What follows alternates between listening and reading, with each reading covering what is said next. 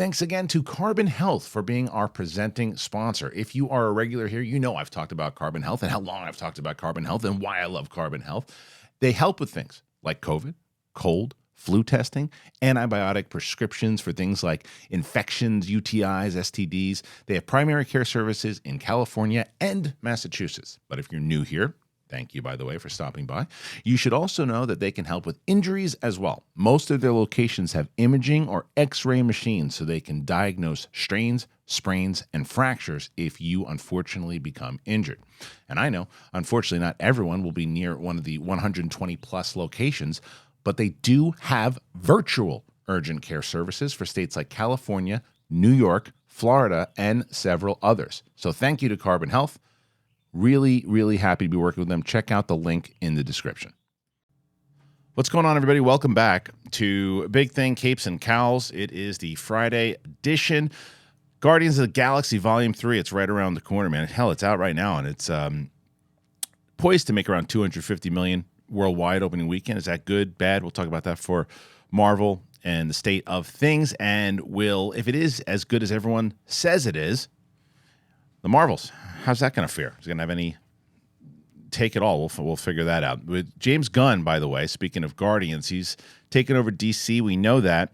And there's this big writer strike, man. It's massive. It's shutting down the entire business thus far. But apparently James Gunn got his Superman script in just in the nick of time, got it right before the writer strike. So how much of an impact is that going to have? How much impact is the writer strike in general going to have on the entire business? We'll kind of break that down. Loki had some key art, and then Boom Studios, brand new issue here today that we're going to be talking about. So that's myself and Winston on the show today. Coy is running around taking selfies with famous people. So we will talk about that more. Too fast. Too furious. That's right. That's what he's doing. So, by the way, speaking of Coy, speaking of Winston, June 23rd, New York Comedy Club. Make sure you get those tickets at thekristianharloff.com. Get those tickets, man. We had a really great show on Friday at Flappers this past Friday, and now we're going to do one June 23rd for the East Coast people. Come to the East Coast, man. Well, we're there.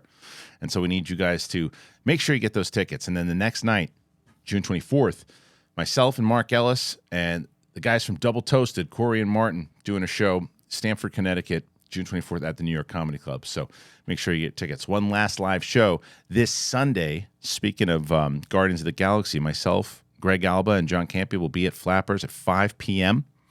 So we're going to be discussing in full spoiler discussion of Guardians. So make sure. And lastly, Guardians of the Galaxy spoiler talk with myself, Winston, and Coy goes up on Monday. So lots of stuff. Let's get into it, man. It's Capes and Cowls. It's me and Winston. I'm ready. You're ready? Great. Here we go.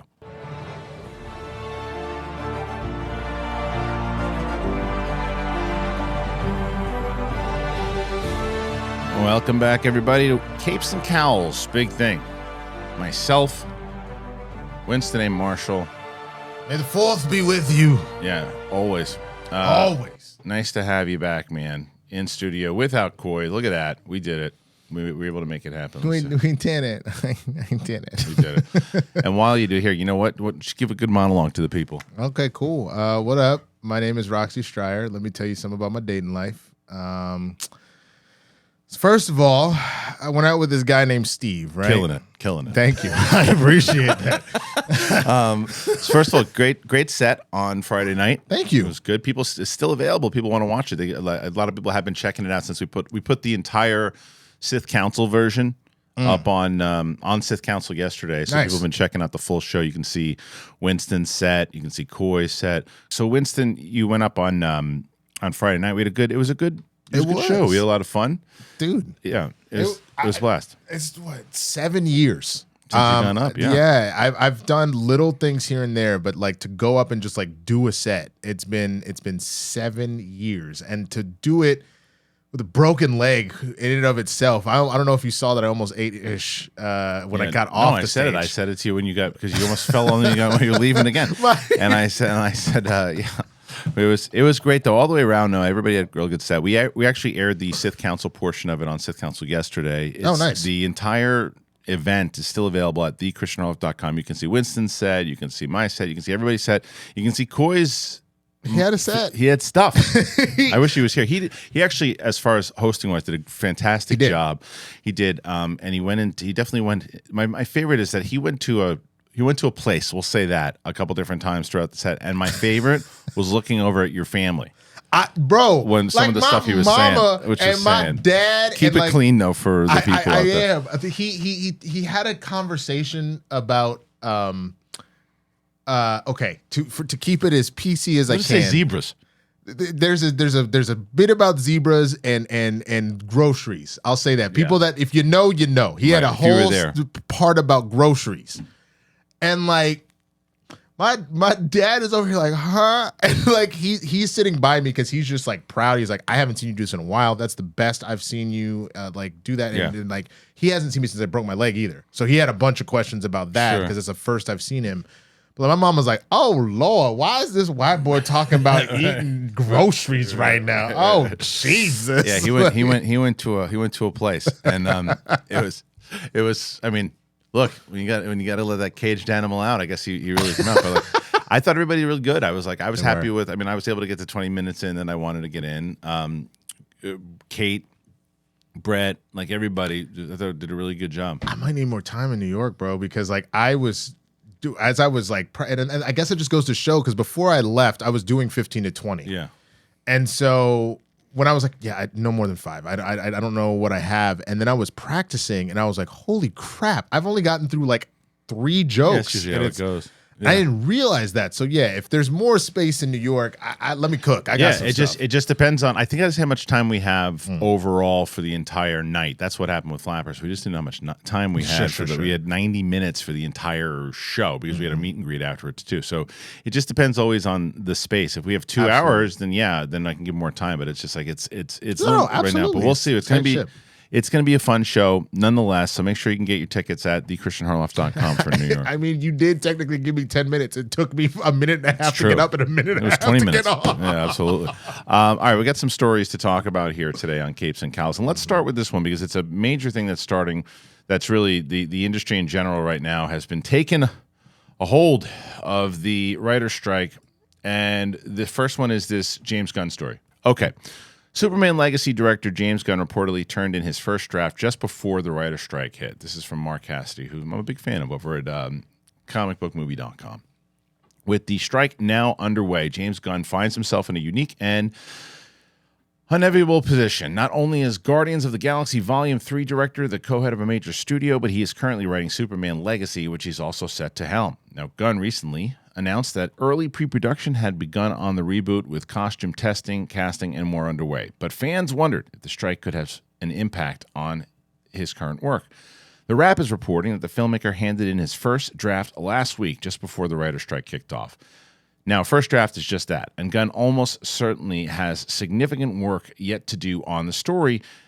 We're assuming he'll support the strike and focus on other aspects of the production for the time being, but he hasn't weighed in on the situation. Gunn is very vocal on social media, as we know, so keep a lookout on the Twitter account. Right now, all we know about Legacy is that it is set to hit theaters on July 11, 2025, and will focus on the early days of the iconic hero. James Gunn has confirmed that Jimmy Olsen will feature, and we'd be surprised if fellow Superman regulars Lois and Lex didn't join him. This is the quote: Superman Legacy is the true foundation of our creative vision for the DC Universe. Not only is Superman an iconic part of DC lore, he's also a favorite character for comic book readers, viewers, earlier movies, and fans around the world, said Gunn during the DCU slate announcement. I can't wait to introduce our version of Superman, who audiences will be able to follow and get to know across films, movies, animation, and gaming. All right, Winston, a lot to kind of break down there, man. So the fact that he got the first draft in, it's good, but it doesn't necessarily mean they're like the way like Andor finished filming.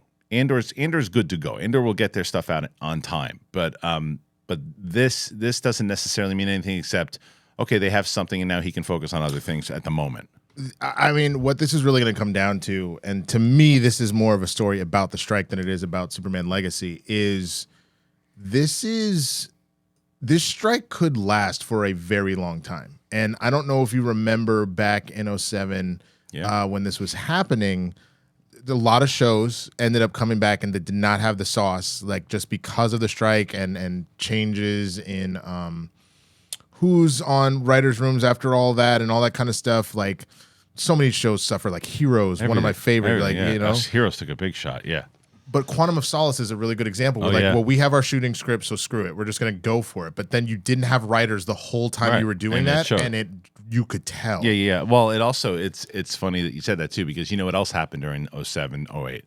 Reality TV boom. Had a boom. Massive boom, because they ain't cost nothing. Nope. And you don't need writers. No, you just no. So I mean, you're going to see more of that, and especially now with streaming, all this stuff that's already been popping up on Netflix.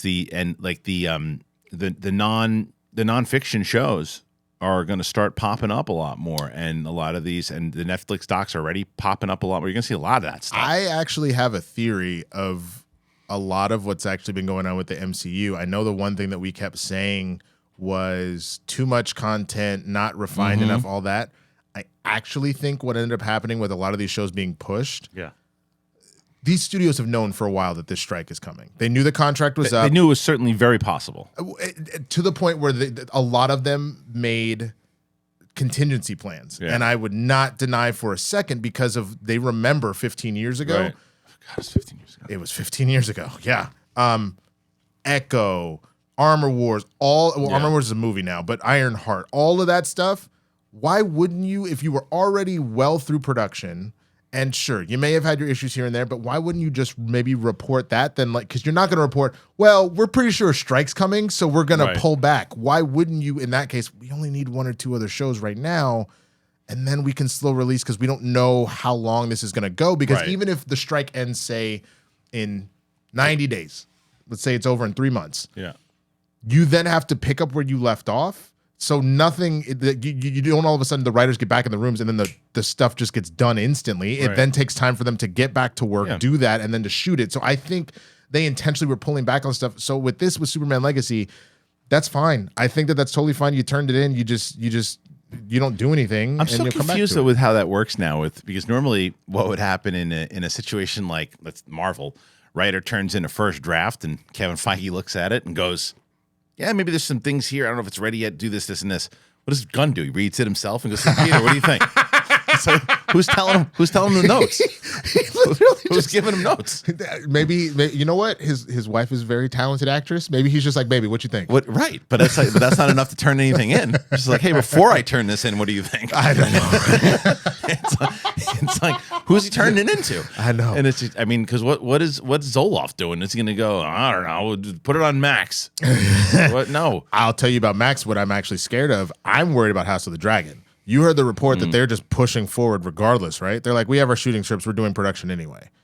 They're literally doing exactly what a lot of shows did during the last strike. I am so concerned that show is going to completely go belly up. I hope not. I don't know. Yeah, there's a lot, because look, a lot of people don't want to rely on, reality television and nonfiction and all that stuff. So, yeah, it's interesting. I'm very curious of how it's going to pan out, because it's obviously not as devastating, or not even at all, not even a percentage of what we went through from 2020 to 2023 with the pandemic. But that pushed a lot of movies really far out the gate. And I wonder how much, if it's, let's say 3 months, 4 months, 5 months, how long that does have an impact as far as pushing things back. Or as you said before, they were preparing for it, so they knew, like, look, when they're scheduling out Superman to come out, Superman's going to come out of this. There's a potential, guys, that as they're planning this out, there's a potential that we could have this writer strike. And let's say hypothetically the writer strike goes anywhere between 4 or 5 months,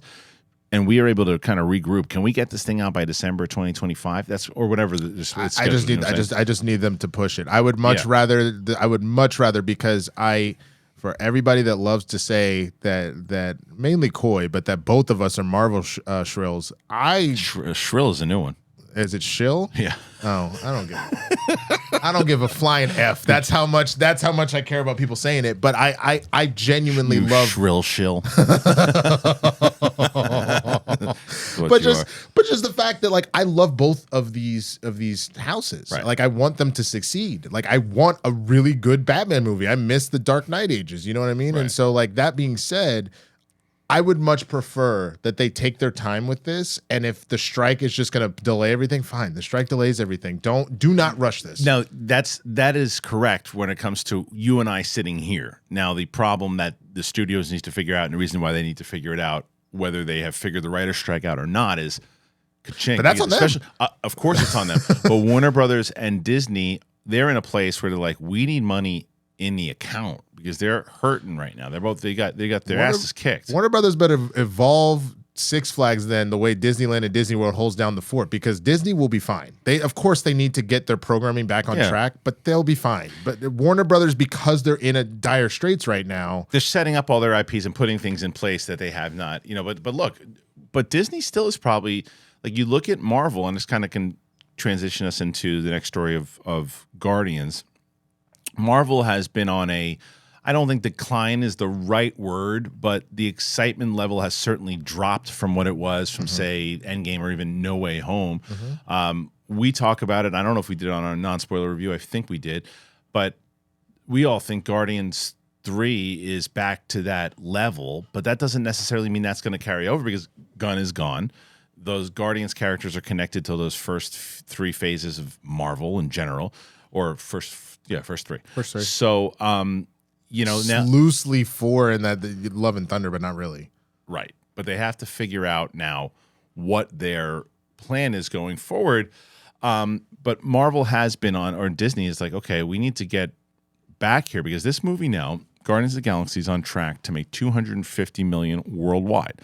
Now, I think the opening weekend is something poised to make 118 or 120, something like that, and the second one I think made 140. Those are I'm off on my numbers, but I just saw the Hollywood Reporter about the tracking. 94.5 for the first and 120 something, like 128 or 129. So whatever that second one is, the third one is estimated to make a little less than the second, which in theory, when you hear it, is not the best, because you always want the excitement of the last one to push up the next one. Now, this isn't a testament to me of number 2. It isn't. It's more so of the Marvel stuff, and like, people were really excited about Ant-Man, and that movie didn't deliver for a lot of people. Same thing with Doctor Strange.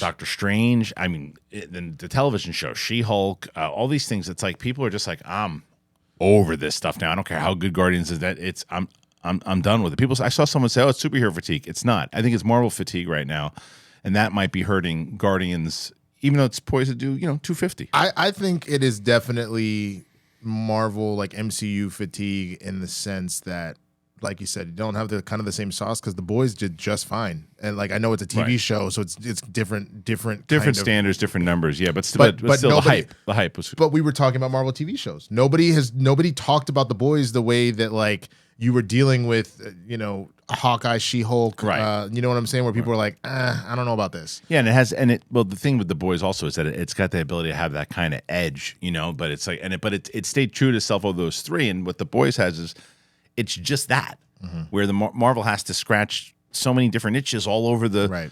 I mean, even look at like Loki, which we're going to talk about in a second. Like, Loki's got a season 2 coming out, and that's now facing a whole bunch of new issues that they've got to deal with. It's so. And you and I had a text exchange the other day about the situation going on with Jonathan Majors, and then comparable to like what's happening with Ezra Miller, and like, you look at what's happening though, where the reason that I think that right now the Jonathan Majors story is bigger in the overall, not in our circle, in the overall public, the Jonathan Majors story is bigger because Creed 3 just came out, and he's in the headlines for that movie. Ant-Man comes out, he's the star villain of that, and so all these headlines are kind of searchable and stuff with him. And the Flash hasn't dropped yet. When the Flash comes out, I think the story becomes bigger, and it's going to be stuff that we've covered months ago.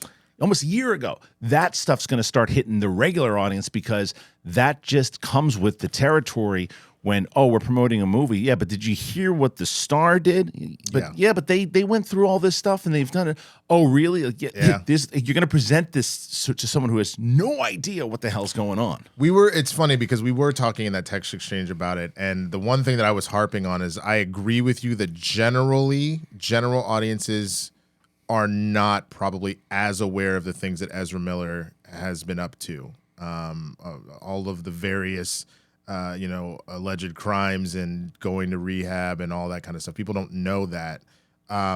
People in our circle do. People that watch this show or anything like that, they all know.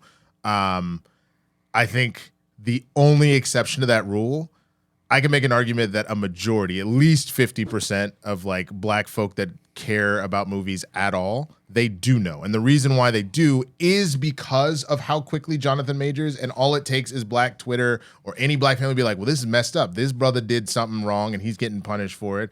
But like this dude over here who's also in a superhero movie didn't get punished for it. We don't know though, by the way, and this is something I didn't write to you, but we don't know yet if Ezra Miller has been punished yet, because the whole point of that is Jonathan Majors did movies, and now they're saying it, and Marvel hasn't even made a decision, by the way. Yeah. All Marvel is what we think is that they're probably pulling the trigger. They're pulling the trigger, and no, and that could be Marvel, but that's also a lot of projects that did drop Jonathan Majors. We don't know what's happened with Ezra Miller.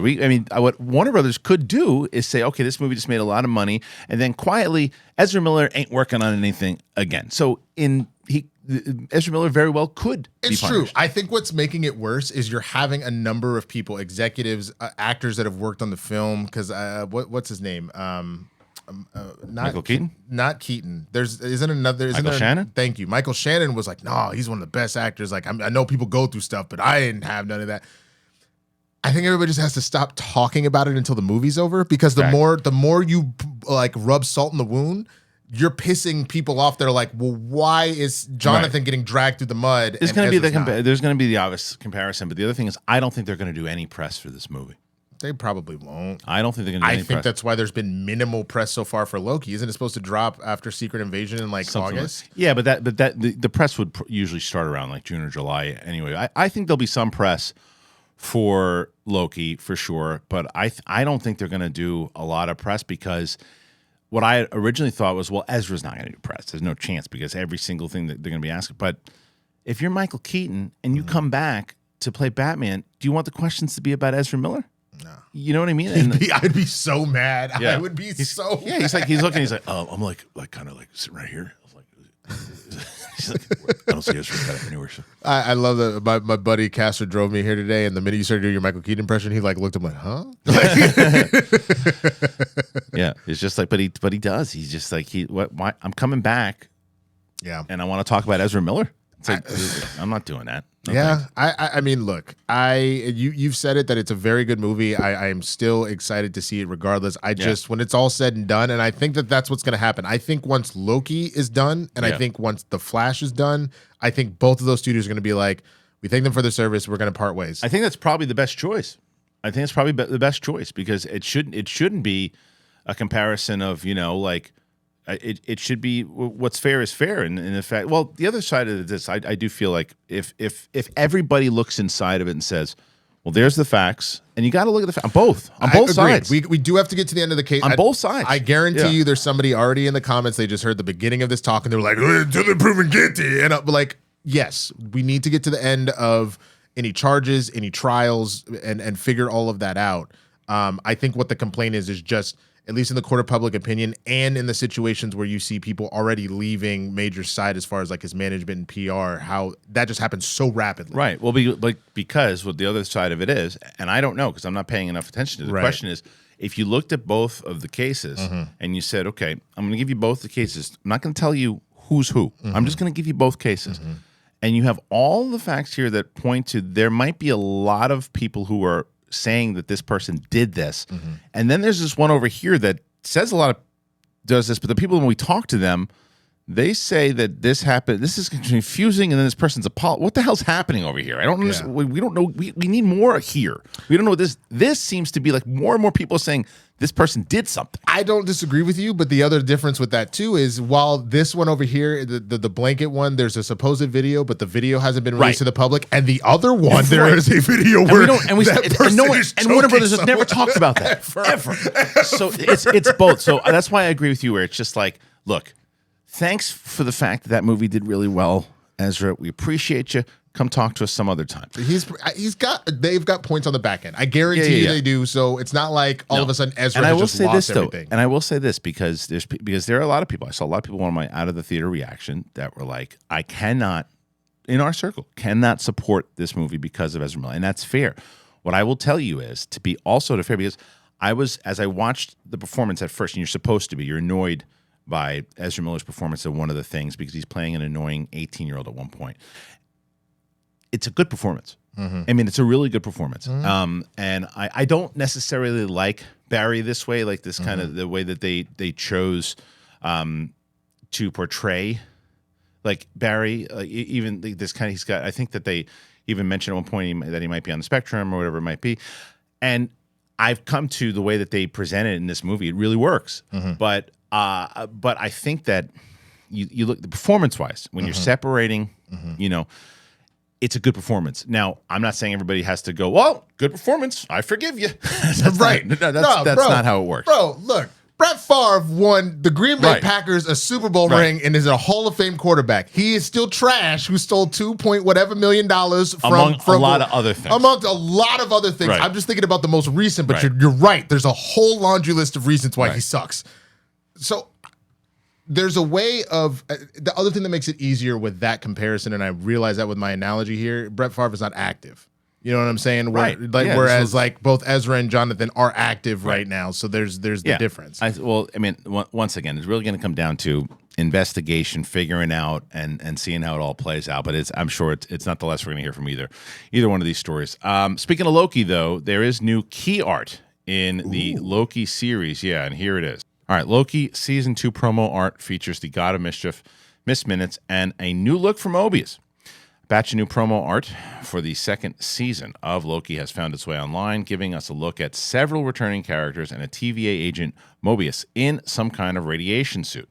We still haven't seen any official footage from the second season of Loki. They did show some at D23, though. But some new promo art for the acclaimed Disney Plus series has been shared online.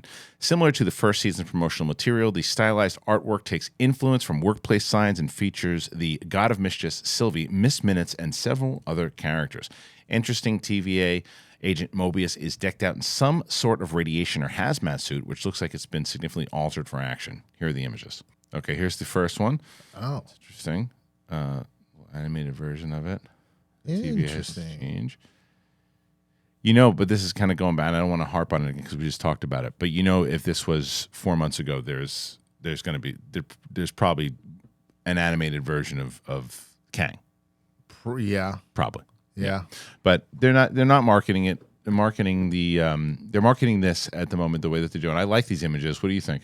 I think it look good. I'm very excited to see where I'll be honest with you.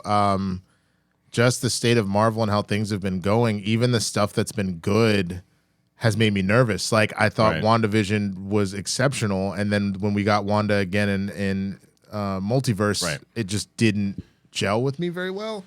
So I am so concerned that season 2 is not going to live up to season 1. I am genuinely worried about it. But I'm trying to. I think same team though, right? Yes. Yeah. So I mean, that's always helpful. It's just it's a matter of how it kind of pieces together, and I think that's going back to your WandaVision point. I think that when you look at the concerning things that happen sometime with Marvel that I don't think happened in the first phases, like Sam Raimi never watched WandaVision. Yeah. And there were other people on the set who never watched it. It's like, what are you talking about? And then they asked Kevin Feige, do you need to watch WandaVision to watch this? He, no. What are you talking about? There's to mention the kids. They mention these other, like, what do you mean? Like this whole thing's you can't just say it because you want people to buy tickets. You clearly have to watch that movie. If you don't watch that movie, you're like, well, wait, why is Wanda mad now. What happened? It would, like, for example, I guarantee, other than reading the books, I guarantee the Russos saw First Avenger and Avengers a bajillion times before they started work on Winter Soldier. How and could you you could not? tell. You could tell the through lines made perfect sense. Yeah. So I agree. Having the same team makes me feel better about it. I think it's just, unfortunately, it's when you've watched an entire squad just not do well, even if you have the one star player, you're just expecting even the star player to blow it. You're expecting it, at this point. And it's unfortunate, but it's just the way, I mean, as opposed to 4 or 5 years ago, you're expecting them to win every game. And it's just, I mean, look, that's just how it goes. And then they could start winning the games, or the franchise could go to another city. You know, you know what I mean? They're going to shut the whole league down, man. Become the Sonics. Oh, poor Seattle. Yeah. So but I don't think that's going to happen with Marvel. But but they do have to get it kind of together. And I think that it is one of those things, though, that is tough about putting this continuous timeline that they did so brilliantly for so many years, from the first Iron Man all the way to Endgame, to match it. And the other way I was looking at it too is, like, you got to look at it like a really hit series, right? Like, it was a hit series that had all of these different star characters, and then they started to do spin-offs without the stars, and they couldn't, even though they were in the same universe, they couldn't hold it. Like, they don't have any. Who are the all-stars right now? Like, who are the all-stars? Like that. I mean, I'm not talking about just good players. I'm saying, who are the all-stars on the team? You just had a bunch of them retire in this last movie, and Guardians. Your last all-stars just retired. Well, you still have an all-star in Spider-Man, but he's on the bench. He's on the bench. You had an all-star in Wanda. She's also on the bench, and she had a bad game. She had a really bad game. Okay, I don't even know if I necessarily call her. I'd say she was she was on the cusp after of being WandaVision. Yeah, all right. I'll give after WandaVision, she was an all-star because she was already getting those points coming up to it with Civil War, and Infinity War. After she walked away from WandaVision, she was an all-star, and then she hurt her knee when she was in. She Derrick Rose did. Oh God, 100%. She won the MVP, and then she got Derrick Rose. 100%. So, like, they have no all-stars right now, and I'm not saying someone's gonna go Shang-Chi, good player, not an all-star, not yet. Rookie of the year, not an all-star. All the Eternals, not all-stars. No. Doctor Strange. I mean, Doctor Strange is all-star who had a really bad game. Or some people say it was a good game, but it's not enough to carry the team. A lot of potential in what you saw out of Wakanda Forever with like Namor and maybe Shuri's story and good players. You had a role player in M'Baku who always holds it down, right? But it's not enough to be like a starter, So they have no all-stars right now, and the all-stars are playing in college or not drafted yet, and that's Fantastic Four and the X-Men. They're all there. They're waiting. Once you draft them, you can have a dynasty. Screw my team. I'm looking at this kid. How do I get draft picks? You can have a dynasty. You gotta get past this multiverse era. Once you do, and you start focusing on X-Men and Fantastic Four, you're gonna win tons of championships. Coy don't sport, does he? He just throws heavy weights around because this could only happen with the two of us running the show. Yeah, for sure. But it's true though. But it's like I think it's the best way to kind of equate it though. Is just they just don't have any all-stars right now. They don't. I'm literally trying to do the math, and like, as exciting as it was to see Falcon become Captain America, it's not there yet to even remotely. We got to see what happens with New World Order. Good player, not an all-star. No. Captain Marvel. Good player, not an all-star. It's just wild to think because you were set up to have it, but so many things went wrong. So obviously the tragic loss of Chadwick, he would have been a massive anchor 100%. To be able to do that. They could have run the whole thing around him. Absolutely. Yeah. The pandemic really, because of what it did to the scheduling, kind of screwed up a lot of the plans that were there, and you had to shuffle around. Loki might be the only one, but at this point, he's not. He is. Even though the TV shows are Dennis super Rodman. important, he's Dennis Rodman. He can give you some great games, and he's got a lot of personality. but he's not carrying it on his own. He's an all-star, but he's not. He is not a. He's not the face of the league. No, he cannot. He cannot face the league. Not at all. Yeah. Not at all. But they all are great athletes, no matter what. And I think it's because they're taking Athletic Greens. What a transition! I'll tell you right now, Athletic Greens is the way to go, man. Athletic Greens, and not only Athletic Greens. Talk about greens. You want to get your lawn green Sunday. Both of them, Athletic Greens and Sunday. We're excited to be working with both of them. Tell you about them right now. We are very excited to be talking about our next partner here. I take AG1 by Athletic Greens every day. I've been talking about them for months. It's coming up on years at this point. For me, I take it in the morning as the day's getting going. I put it in a water bottle. I shake it up. Done. It gives me good energy. I've been talking about it forever. Brett loves it. Katie Sackhoff loves it. Why? Because it just makes it simple.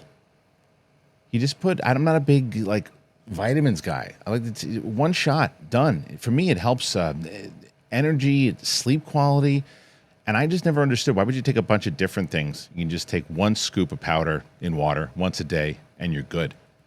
It's a good life hack. It's really great. That's why I love and I trust AG1 by Athletic Greens, and so many of you guys do too now, since hearing about it on this show. It gets delivered to you once a month. Very easy to make it a daily habit.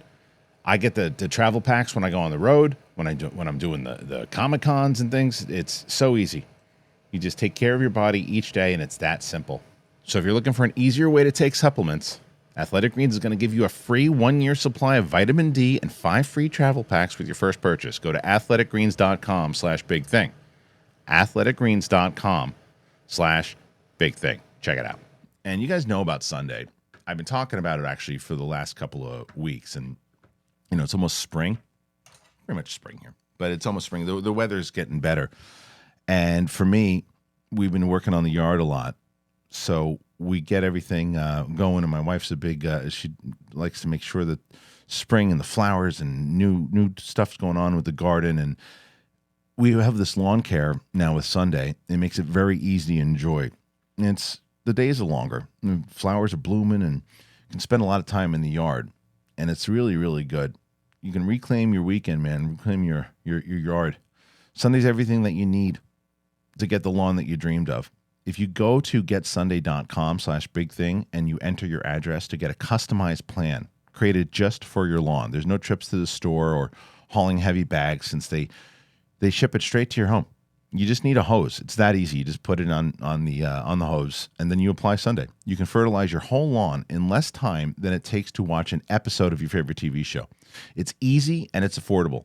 Some lawn care services are for more than $1,500 a year. Sunday's full season plan starts at just $109. Yeah. Sunday is offering our listeners 20% off these deals, guys. I'm telling you. Full season plans start at $109, and you can get 20% off, but you have to use that code. You got to use getsunday.com/bigthing, and you use that at checkout. That's 20% off your custom plan at getsunday.com/bigthing. All right, thank you to our sponsors, Athletic Greens and Sunday. I'm telling you, man, you help the show out tremendously. People are always asking, hey, can I sign up to the website? Can I do this? Absolutely, but do something to help yourself out as well, too, and get one of our sponsors, and either one here, man, or both. Athletic Greens, Sunday, it is springtime, man. You get that lawn looking good with Sunday. We love them. And Athletic Greens, you guys know I talk about Athletic Greens all the time. I got a tweet last week that said, hey, I'm going to see what the hype's all about. And they signed up using that code, athleticgreens.com/bigthing. So do that. I always put the link in not only the description, but I put it as the first pinned comment. So help us out, help yourself out, and get one of our sponsors today. What I didn't mention in the beginning of this, when I was doing the intro, is tons of Fantastic Four stuff. Tons of Fantastic Four. So much announcements. Now, the Adam Driver thing was something that we had talked about a while ago. Long time and ago. Then it was kind of people were like, oh, no, he shouldn't play Reed. He should play Dr. Doom. And I said, that is such typecasty stuff. That's so typecast. He's played the villain already. It's like, of course, the first thing you're going to think of him as Doom is like, no. Go. He's big, he's lanky, and he's a great actor. So I think casting him as Reed is a great idea. I don't hate it. There were so many other options that I really was a fan of that I was like, I'm okay if he doesn't. But I genuinely hope. At this point, if this is truly what's going down, I hope with all hope that we get Henry Cavill is Doom. That's what I just put a short out about it the other day. I need Henry Cavill to play Dr. Doom. You want to go back to our sport? You want to go back to our sports talk? Let's do it. So are you a baseball guy, kind of? Enough. You remember when Johnny Damon, big Red Sox guy, went over to the Yankees? Yes. That's what this would be. I mean, for me, it feels like when I mean, bigger because he actually remained good. I was going to say this feels like when DeMarco Murray left the Cowboys and went to the Eagles. He was just bad on the Eagles, so that's not a good example. But it's like when you go over and you're like, that person's going to be that team for life, and then they go over and they play for their rival. You know, like that is what and when we say rival, by the way, to Henry Cavill and Marvel DC, that's not the case. That's just the fans' point of view of it. But it's still public perception on how that's going to play. Henry Cavill not only showing up in Marvel, but showing up as the villain. When you go from Superman, one of the greatest heroes of all time, to Doom, one of the greatest villains of all time. Come on. I mean, come on. People like right away, same type of thing. Think outside the box. I saw some people going, no, it shouldn't be Henry Cavill. He's the good guy. He should just think outside the box. And also look at Mission Impossible and what he does there. The guy can do it, and it would be such him and Adam Driver going at it, him against anybody going at it, because it looks like right now, and plus we don't know what's happening with Kang. Yeah. Is he going to be recast? Is he going to be sidelined? How's that going to, and how do you you got to change the name of the movie. It can't be Kang Dynasty anymore. Right. No, absolutely. I mean, that would be very interesting to see how they pivot and if they pivot. Like, because again, we got to wait till all that plays out. But I just think the thing that sold me on him being Doom, it is one half Mission Impossible. What was that, Fallout? Yes. I think so. I think so. Okay. Fallout, the whatever one he was in. Right. So it's one where he's doing that thing with the cock and the guns, which every interview the lady's like, okay, can you cock the guns real quick? Yeah. Oh, okay. Yeah. Right. It's one part that. It's one part. I don't know if you remember during the pandemic, he was doing live streams of like, hey, I'm going to rebuild my computer. Right. I like to build computers on my own from time to time. I never saw that. Do that. Yeah. Oh my God. Yeah. I was like, first of all, I was like, oh snap, he's a nerd like me. Oh, like, he's a big nerd. But do you know who he was a massive fan of? John Schnepp. Really? He used to watch Heroes all the time. Really? Yeah. He used to talk. Schnepp was super happy about it. I'm still bummed that I never got the chance to meet Schnepp, man. That's so crazy. He was the best.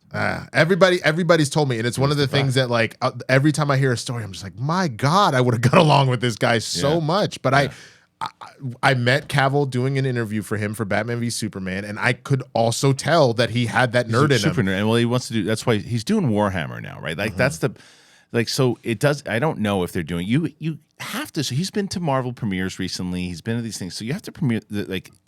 Why wouldn't you take a meeting and see if there's something you could find? But I would love to see him show up as Doom. But that one hasn't. That's us fan casting. But the other ones that are floating around here, now they're talking about like. So the one that was big was Driver, and now they're talking about Sue Storm is saying Margot Robbie. Now. I'm with you on that face. I have a little beef with that. Now, let me see if we have the same. I don't mind it because I like Margot Robbie, obviously, but let me see if I know what your beef is and that she's too big of a star. It's not that. It is the same issue that we have with Michael B. Jordan. It's the with Hal Jordan. Okay. There's a point at which I'm like, God, you're literally in everything. In everything, and it's a testament to your. Well, that's acting. what I'm saying. She's too big of a star right now. So I guess you could call it a too big of a star. It's more of a I don't need another situation. Like, you know what I'm saying? She's already got There's a lot. Other actresses out there besides Margot Robbie. Right. Yes. Right. And that's my only thing. There are other blonde actresses that could play Sue Storm, and that would be a role that would make their career. She already made it between what, Wolf of Wall Street and Harley Quinn. She already made her career, and she can do whatever she wants at this point. And I don't blame Tanya, man. That too. Yeah. I also don't blame her if she's like, I want to play Sue Storm and they want to offer it to her. I'm not going to fault someone for securing the bag and what they want to do. I would hope that they would look to someone else. I like the Jodie Comer casting. I think that's great casting. I mean, because she's not like super well known to the general audiences. And is that Gunn's wife? No. What's her name? I always forget, but she's. I mean, she'll be in every DC movie. No. I know. Well, her character didn't die, so she'll be around.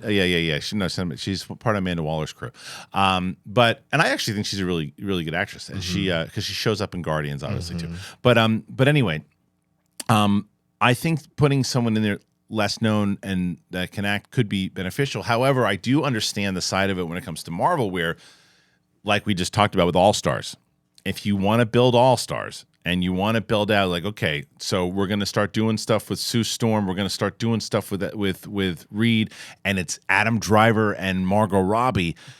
You're selling tickets. I push back for one reason and one reason only. What has been, in your opinion, what has been the major success that's been happening with Marvel casting throughout? Oh, sure. It's not. It's been. Look, Downey was was not a big star at the time. Chris Evans was not a big star at the time. No, absolutely. I'm just saying that because of the drought that they've been in, where they're trying to get the stars, they might be doing again. Let's go sports references.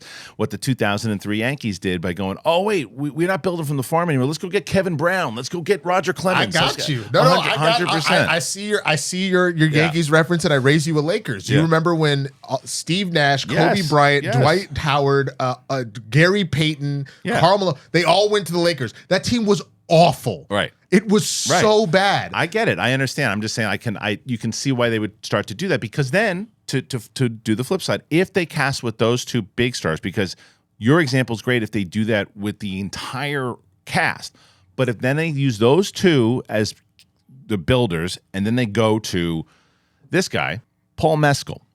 So Mescal got a lot of praise from After Sun recently and God's Creatures, as well as the miniseries Normal People. Mescal has been cast in Gladiator 2, but now is a big report that he is going to be in as Johnny Storm. Now, I didn't see After Sun. People love that movie. People rave about it. I think Coy saw it and said he just loved it, right? So, like, I'm not familiar with this guy. I'm not either. Well, that's what I'm saying, right? So it's like, if he's great, and then you have those two plus him, and then who's Thing? Here's my pushback. I would say Doom being Doom, Reed being Reed, that's your two megastars. You don't, the other three, so Sue, Johnny, and Thing, and Ben Grimm, they can all be people on the up and coming, or even Ben Grimm, just because he's supposed to be a little older himself. You can make him an older actor that's maybe on whatever said decline as well, and let them be the veteran anchor there. And then your Sue and Johnny are like your two new up and comers, like this dude and a lady that could play Sue. Yeah. You already are putting Adam Driver, who is an A-list celebrity and has already been in a mega franchise. And if we genuinely get what we want to get Henry Cavill as Doom on the flip side, you're star-studying it. know? I get it, but it's like those two right now.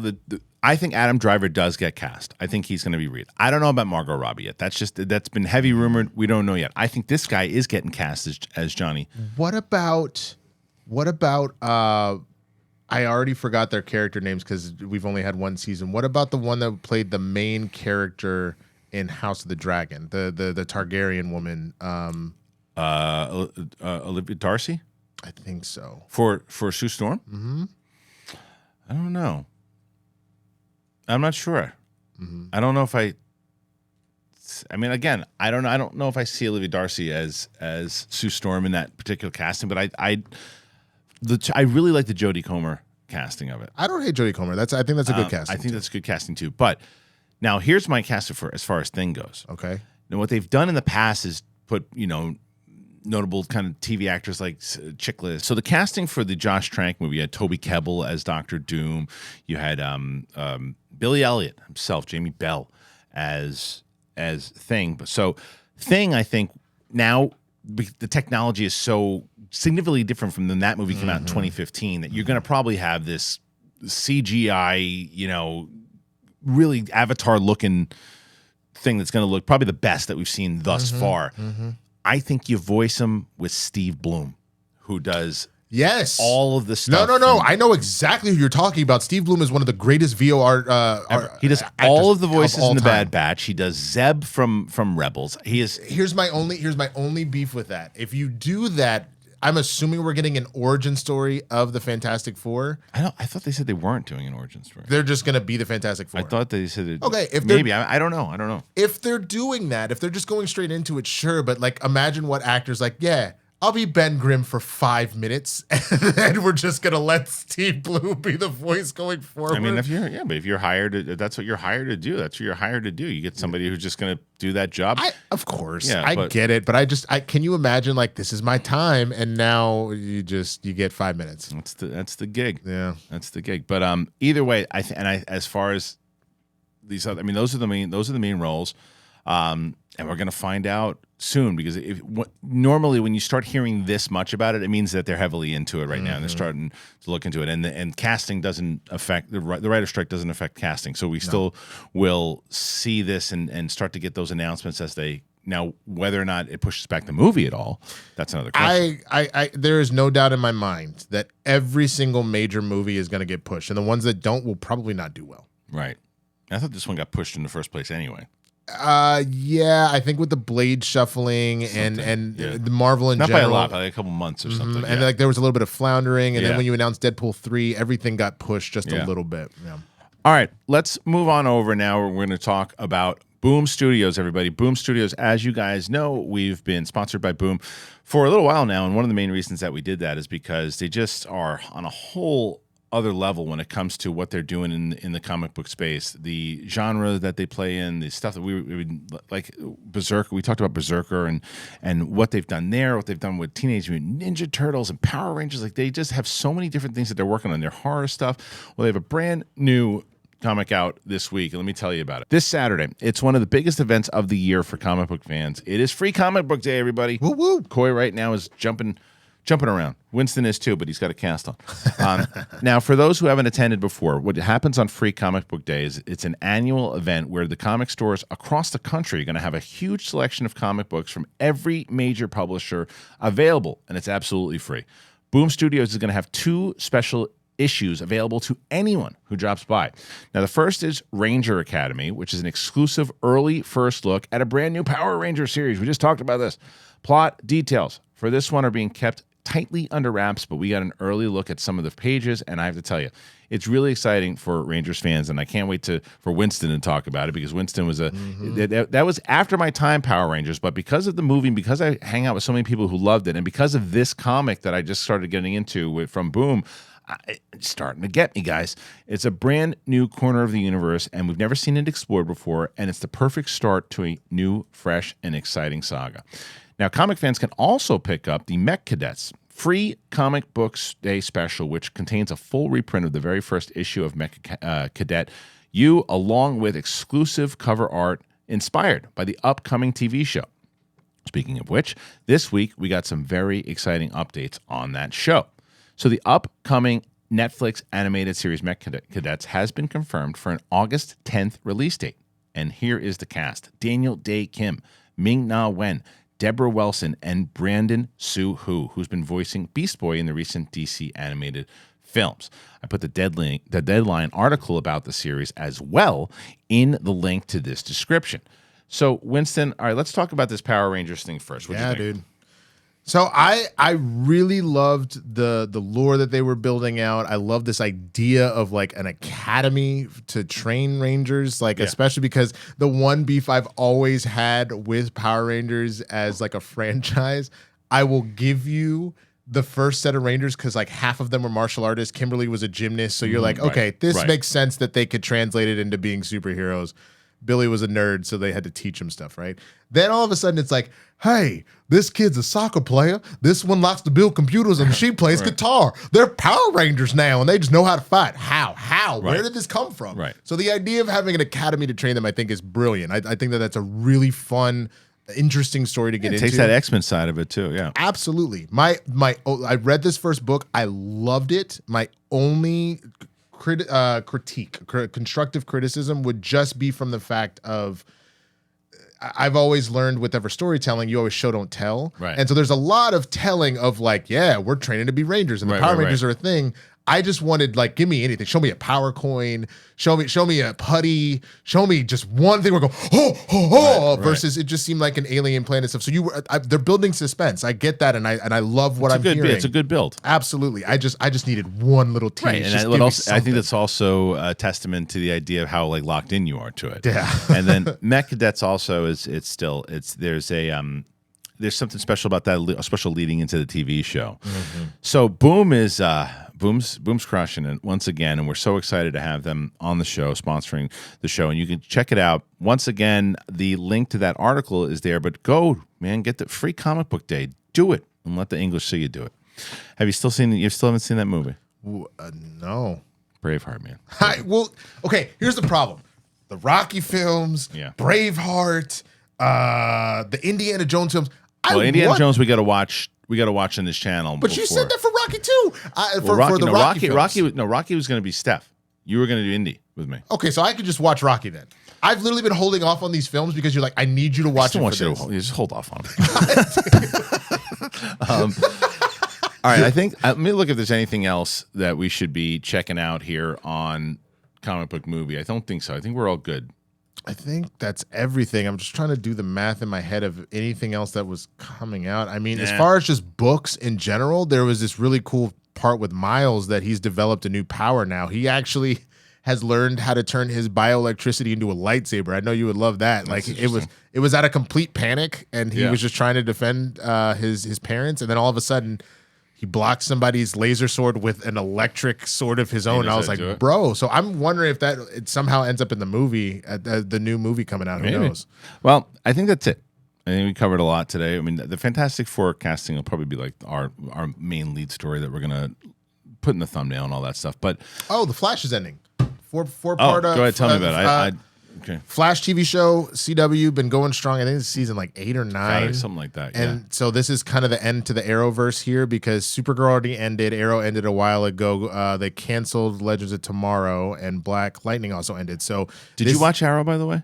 Yeah, I loved it. I got to talk to you afterwards then. Yeah, okay. Absolutely. And so you've been having a lot of cameos coming back. You did have Stephen Amell playing Oliver Queen show back up here at the tail end, and now it's a 4-part finale for the series where Flash is still kind of lost. He's gone right now. They're trying to find him and bring him back. Didn't they set that up in season 1? I feel I remember I watched a lot of season 1 where they were sitting like a jail and it said Flash is lost. And they brought that all the way back. Every single season, they're like, this is the when he actually gets lost. This is when he gets lost. And so now, he does get lost temporarily, but then he like immediately comes back. So I don't know if this is like the final this is what caused him. How has it been? Has it been pretty good? Does it have ups and downs? Ups and downs. Yeah. And it's what you're going to do when you have a serialized TV show that is slightly episodic at the same time, and you're putting up 24 episodes a season. It's a lot. It's a lot. You got to bring in the villains. It's the villain of the week. And so that drives me nuts. It was at its peak, it was great. Yeah. But it is time for it to end, but I have loved what they've been doing this last season. All right. Well, thank you guys for joining us here today on Capes and Cowls. I really appreciate it as always. Winston, where can the good people find you? What up? You can find me at The Swaggy Blurred. It's right below my face, right here, on all the platforms, man. I am finally figuring out how to film things from a wheelchair and in crutches. So I'm getting some content going again. And then I've been streaming. So please come say what's up. I've been talking about everything from the writer's strike to more as conversations here and everything else in between. So come say what's good. All right. And for myself, again, this Sunday, Flappers Comedy Club, Burbank. Come out and check out myself and Greg Alba and John Campia will be there live. And you can also get the streaming tickets for that one if you can't catch it live. It'll be the links in the description. And then see myself, Winston and Coy, June 23rd in New York, thechristianharloff.com, and June 24th in Stamford, Connecticut. Same, thechristianharloff.com. All right, thank you guys for joining us. Make sure you leave your comments, do all that, and we'll see you on the flip side. Appreciate you. Bye-bye.